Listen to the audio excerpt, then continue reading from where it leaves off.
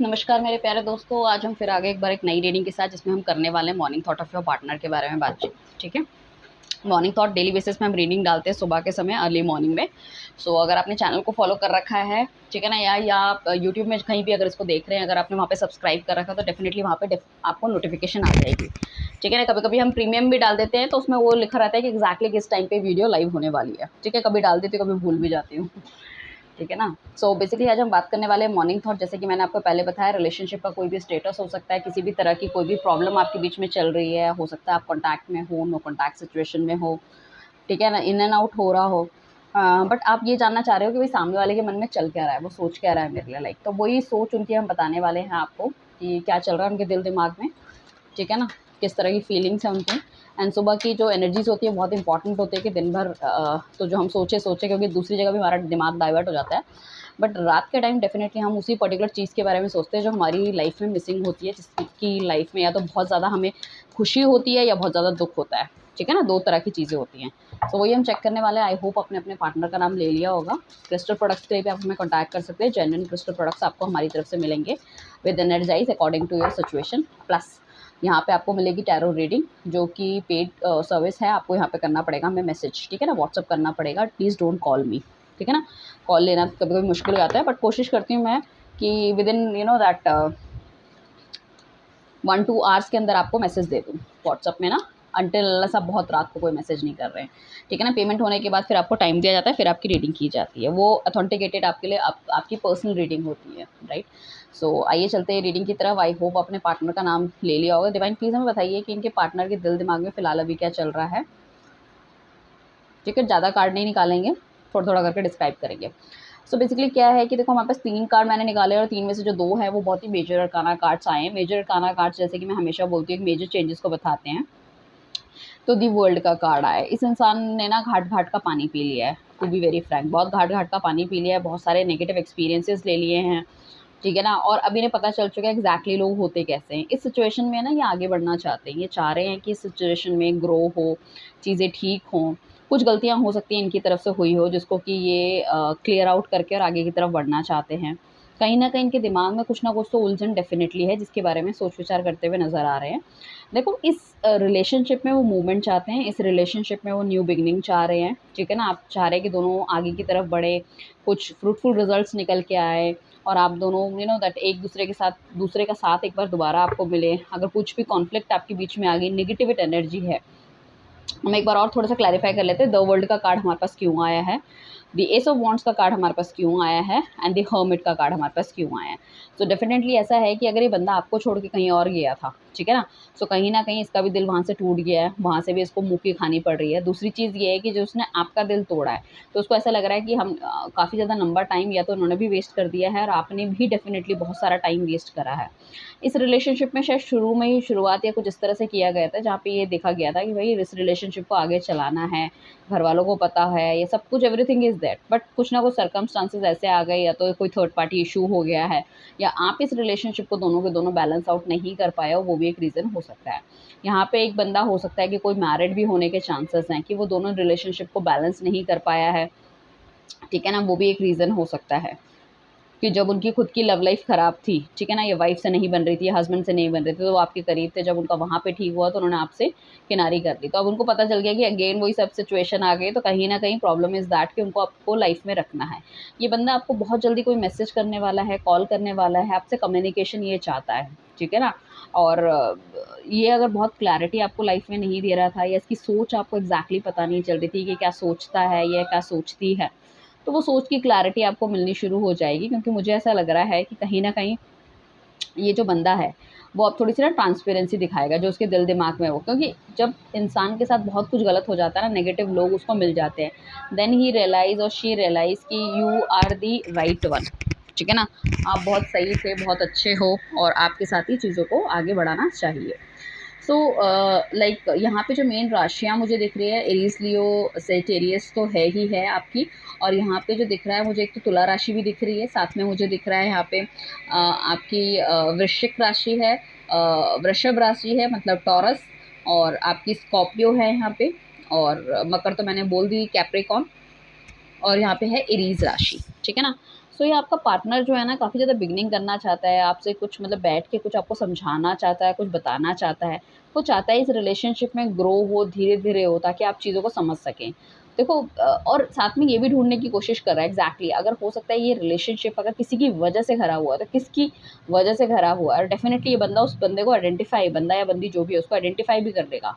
इसकी नज़र में हो सकता है 4-5 ऐसे लोग हो जिसकी वजह से, ठीक है ना, कुछ ना कुछ इश्यूज़ आपकी लाइफ़ में क्रिएट हुए हैं ज़्यादा और रिलेशनशिप खराब हुआ है। तो दे कैन आइडेंटिफ़ाई ऑल्सो, और आपके जाने के बाद ही ऑल्सो फ़ील कि भई अ, अगर आप गए हो तो उनकी लाइफ़ में मतलब प्यार ही नहीं है, ठीक है ना? ये बहुत ज़्यादा अपने आप को कटा हुआ महसूस कर रहे हैं लोगों से बातचीत नहीं कर रहे, घरवालों से बातचीत नहीं कर रहे हैं। और इनका ना जो दिल-दिमाग है ना, वो एक जगह साथ नहीं दे रहा कहीं न कहीं, ठीक है ना? साथ नहीं दे रहा। इसलिए तो थोड़े-से एक्शन में थोड़ा-सा पीछे हो रहे हैं। देखो हम एक्शन ले रहे हैं या नहीं ले रहे हैं वो एक चीज़ है, बट हम एक्शन लेना चाहते हैं या नहीं लेना चाहते वो दूसरी चीज़ है। तो ये बंदा एक्शन लेना चाहता है। इसको बहुत क्लैरिटी है कि मुझे एक्शन भी लेना है, मुझे बढ़ना भी है। बट या तो ये सही समय का इंतज़ार कर रहा है, या सही चीज़ों का इंतज़ार कर रहा है, या कुछ ऐसे प्रूफ़ का इंतज़ार कर रहा है जिसको कि आपको शो कर सके, हाँ भई ये ऐसी चीज़ थी, ये हुआ, वो हुआ जो है। ठीक है ना? और हो सकता है आपसे जो पहले था, ये थोड़ा-सा इनकी लाइफ़ में थोड़ा-सा हैप्पी मोमेंट चल रहा था, इसलिए इनको लगा कि चल ठीक है। बट जब इनकी लाइफ़ में सैड मोमेंट आया, इनको कोई देखने वाला नहीं था, कोई पूछने वाला नहीं था, देन ही रियलाइज़ कि आपका प्यार, आपका जो वक़्त था, ठीक है ना? वो आपने जो इतनी सारा इनको चीज़ें अपनी लाइफ़ में इतनी इम्पोर्टेंस दे रखी थी, वो इनको कोई नहीं दे रहा। Then he realize. तो ये बंदा हो सकता है आपसे उम्र में थोड़ा-सा बड़ा हो सकता है, आपसे दूर रहने वाला हो सकता है, किसी ठंडी जगह में रहने वाला या पर्वतों में रहने वाला, ठीक है ना? ऐसा बंदा हो सकता है। ऐज में तो मैंने बोला ही है, थोड़ा-सा बड़ा होने के चांसेस हैं। हो सकता है एक मैरिड, एक अनमैरिड हो, या एक डिवोर्सी, एक अनमैरिड हो। तो ये भी एक सोसाइटी का भी एक थोड़ा-सा इनके दिमाग में आ सकता है कि सोसाइटी विल एक्सेप्ट दिस और नॉट। बट इन्होंने शायद मुझे ऐसा लगता है एनालाइज़ कर लिया जो सोसाइटी है, जो उनके खुद के लोग थे साथ वाले, कि भैया आखिर में कोई साथ देने वाला नहीं है। तो बेटर है कि हम अपनी खुशी के हिसाब से आगे बढ़े तो ज़्यादा बेहतर हमारे लिए रहेगा। ठीक है? सो ये थी, हम थोड़ा-सा और देखते हैं। डिवाइन प्लीज़ हमें गाइड कीजिए। डिवाइन प्लीज़ हमें गाइड कीजिए, जो मेरे व्यूअर्स के पार्टनर हैं, उनकी क्या थिंकिंग है सुबह के समय मेरे व्यूअर्स के बारे में। मेरे व्यूअर्स के जो पार्टनर है, जो इस रीडिंग को अभी देख रहा है या आगे देखेगा, वो क्या सोच रहे हैं? ठीक है, तो जो कार्ड गिर रहे हैं तो इट मीन्स वो ऑटो शफल होके हमारे पास आ रहे हैं। डिवाइन कह रहा है भैया इन कार्ड्स को पढ़ो, ये इंपॉर्टेंट है, तो हमने वो ले लिए हैं। डिवाइन प्लीज़ हमें बताइए जी। सो मेजर रीज़न इस बंदे का ये हो सकता है, यहाँ पे तो या तो कास्ट डिफरेंस हो सकती है, यहाँ पे इशू हो सकता है, क्या नाम है, फाइनेंसेस के रिलेटेड इशू हो सकता है एक की फैमिली बहुत ज़्यादा रिच है, एक की फैमिली थोड़ी सी मिडिल क्लास है। दूसरी चीज़ ये है कि साथ में आपने शायद इनको बहुत ज़्यादा मतलब कोशिश की होगी, या इन्होंने आपको कोशिश की चीज़ों को मनाने की या ठीक करने की, या जैसे भी। बट मुझे ऐसा लग रहा है कि या तो उन्होंने कमिटमेंट देने से मना कर दिया, या उनको अपनी बहुत ज़्यादा सिक्योरिटी या फिर अपना सोशल स्टेटस बहुत ज़्यादा प्यारा था, तो वो उस चीज़ में निकल गए। मतलब आपके प्यार को ना टोटल मिला के इस बंदे ने नज़रअंदाज किया, और वो उसको भी समझ में आ रहा है। बहुत अच्छे से समझ में आ रहा है। ठीक है ना, कि बहुत पैसों की वज़ह से इस बंदे ने चीज़ों को नज़रअंदाज़ किया है। आप हमेशा उसके लिए अवेलेबल रहे हो। इस बंदे ने आपने हमेशा इस बंदे से स्टेबिलिटी और दैट कमिटमेंट माँगा है, बट इसने कभी उस चीज़ों में ध्यान नहीं दिया। या तो ये ध्यान ही नहीं देता था, या तो आपका कंपैरिज़न अपने पास्ट के रिलेशनशिप्स या कुछ और लोगों के रिलेशनशिप के हिसाब से करता था, कि यार you are not doing well, आपकी सैलरी अच्छी नहीं है, आपका ये अच्छा नहीं है, या फैमिली का स्टेटस उतना अच्छा नहीं है। चाहे इसने बोला हो या नहीं बोला हो, बट मुझे ऐसा लग रहा है कि ये सब चीज़ें इसके मन में थी। काफ़ी सारी चीज़ों को सोच विचार करता हुआ नज़र आ रहा था, स्पेशली फाइनेंसेस की। आप दोनों का जो लेवल है आपकी फैमिली का, वो या तो इक्वल नहीं है, या उनको अपना लेवल बहुत ज़्यादा बढ़ाना था, वो एक चीज़ थी। इस वजह से इसने बहुत ज़्यादा मतलब यहाँ पे एक्चुअली में क्या था ना, यहाँ पे गाइडेंस वाले भी जो लोग मिले वो भी बेकार मिल गए इनको। अगर ये गाइडेंस इन्हें सही बंदे से ली होती, ठीक है ना, लड़की या लड़का जो भी है, सही इंसान से अगर इनको गाइडेंस मिली होती, तो ये इस रिलेशनशिप में बहुत बढ़िया और बहुत अच्छा कर चुके होते हैं अभी तक, ठीक है ना। तो इस वजह से इन्होंने इस रिलेशनशिप को छोड़ना बेहतर समझा, दूसरी जगह जाना बेहतर समझा। इनको ऐसा लग रहा था जितना इस रिलेशनशिप में, हालाँकि ये कुछ हार्ड वर्क नहीं कर रहे थे, बट इनको लग रहा था ये बहुत ज़्यादा हार्ड वर्क कर रहे हैं इस रिलेशनशिप में, तो बेटर है इस रिलेशनशिप से निकल जाना चाहिए। इनके अंदर स्ट्रेंथ आई, इनको ऐसा लगा कि भैया मुझे निकल के ना अपने काम-काज, अपने पैसों पे ध्यान देना चाहिए। इन्होंने दूसरी डायरेक्शन ढूँढी और उस डायरेक्शन में ये निकल पड़े। तो ठीक है कि आपको छोड़ दिया ऐसे ही, भगवान भरोसे टाइप का। टेम्परेंस की बात अगर हम करें तो अभी ये बैलेंस मेंटेन करना चाहते हैं, इनको कहीं न कहीं डिवाइन की तरफ से कोई साइन या कुछ ऐसे इनको ड्रीम्स आ रहे हैं, ठीक है ना? या फिर इनकी खुद सोच-विचार में कुछ इस तरह की चीज़ें हैं कि इन्होंने गलत किया है, इनको ये चीज़ रियलाइज़ हो गई, इनको समझ में आ गया, वो चाहते हैं कि वही रिलेशनशिप को मेंटेन किया जाए, ठीक किया जाए, बातचीत की जाए, राइट? एंड साथ में इन्हें ऐसा लगता है कि काफ़ी कुछ गुड न्यूज़ उनके पास हो सकती है related to their that stability, मतलब पैसों को लेके या फिर काफ़ी ज़्यादा मतलब ऐसे काफ़ी मजबूत इरादे अब इनके हो गए।